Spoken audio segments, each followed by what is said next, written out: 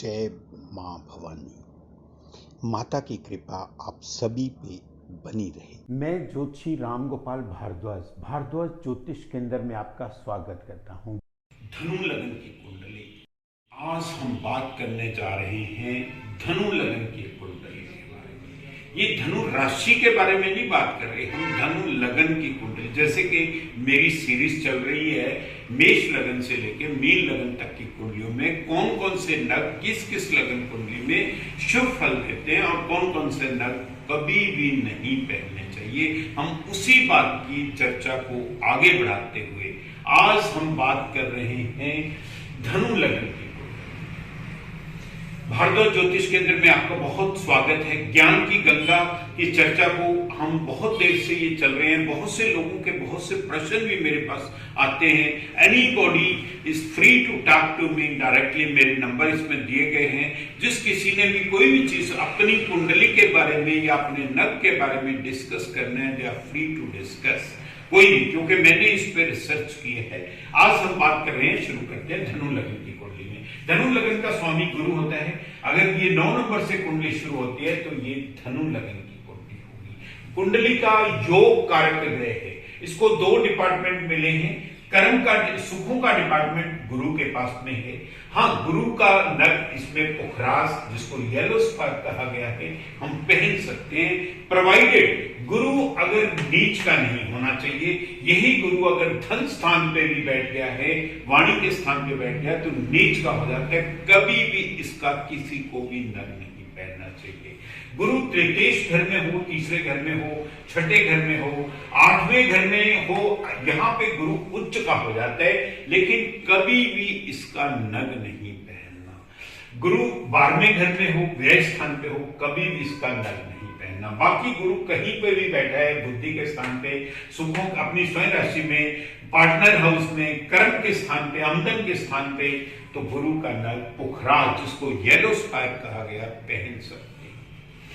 इसमें मंगल भी योग कारक ग्रह है। मंगल के पास में बुद्धि का डिपार्टमेंट, बच्चों का डिपार्टमेंट, एजुकेशन का डिपार्टमेंट, प्लस मंगल के पास में खर्चे का डिपार्टमेंट भी है, व्यय का डिपार्टमेंट भी है। इसके 12वें घर का दोष नहीं लगता मंगल को।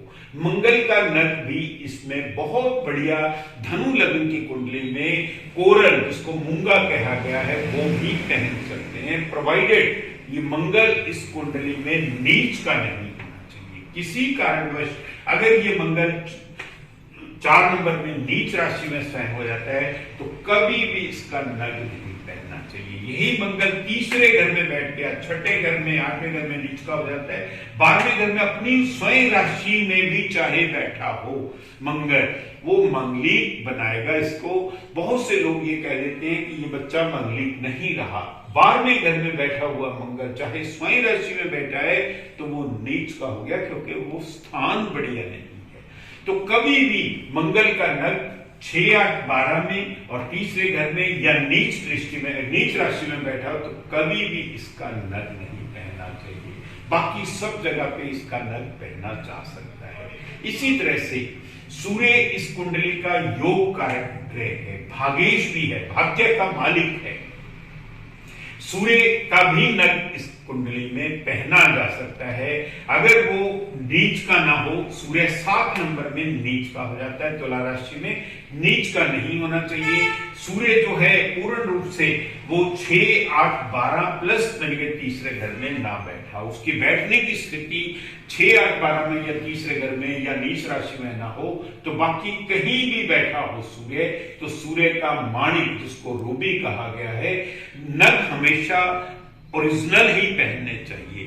नग हमेशा ओरिजिनल पहनो, और नग जब भी पहनो तो वो आप लगन कुंडली के लिहाज से ही पहने जाते हैं। राशि के लिहाज से कभी नग ना पहनो। मान लो धनु लगन की कुंडली है और उसकी राशि हो गई कर्क राशि हो गई, चंद्रमा का नग कभी गलती से भी ना पहनना, गलती से भी, क्योंकि चंद्रमा उसको बीमार करने वाला ग्रह है, उसकी आयु पे अफेक्ट करने वाला ग्रह है। चंद्रमा का दान तो हमेशा करना चाहिए। इसी तरह से शुक्र का नग इस कुंडली में बहुत से लोग मेरे पास आते हैं, मैं बहुत से लोगों को देखता हूं जब भी कुंडली दिखाने आते हैं तो वो अपना नग भी दिखा देते हैं, पंडित जी ये नग मेरे को सूट करता है कि नहीं करता। उनको किसी ने डायमंड पहन रखा होता है। धनु लग्न की कुंडली में कभी भी डायमंड नग, जिसको हीरा कहा गया, कभी भी नहीं पहनना चाहिए, क्योंकि वो नेगेटिव ग्रह है। शुक्र इस कुंडली का अति नेगेटिव ग्रह है। वो जहां पे भी वो बैठेगा वो नुकसान करने वाला ग्रह ही होगा। तो हाँ, कई बार विपरीत राजयोग में आ जाता है, तब भी नग नहीं पहनना आपने। हाँ, उसका दान को हमेशा ही करना चाहिए। सफेद चीजों का दान धनु लग्न की कुंडली में शुक्र के लिए भी बहुत ज्यादा जरूरी है और चंद्रमा के लिए भी बहुत ज्यादा जरूरी है।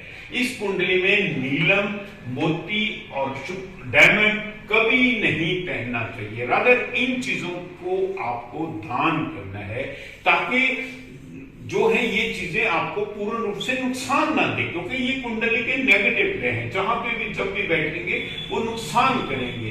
तो इसी तरह से इस श्रृंखला को कोई भी इसके बारे में कोई भी चीज पूछनी है, you are free to ask. और हाँ, दूसरी बात है, कभी मंगल अस्त हो जाता है। मान लो यहाँ पे मंगल बुद्धि का मालिक है, 12वें घर में सूर्य के साथ में बैठ के किसी कारणवश अस्त हो जाता है, या गुरु अस्त हो गया, या सूर्य जो है, सूर्य का नग आप पहन सकते हो नीच राशि में ना हो।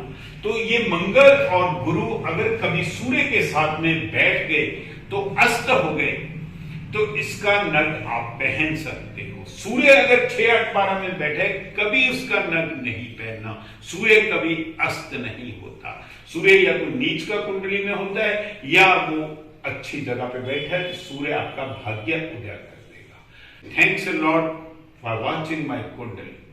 Thanks a lot.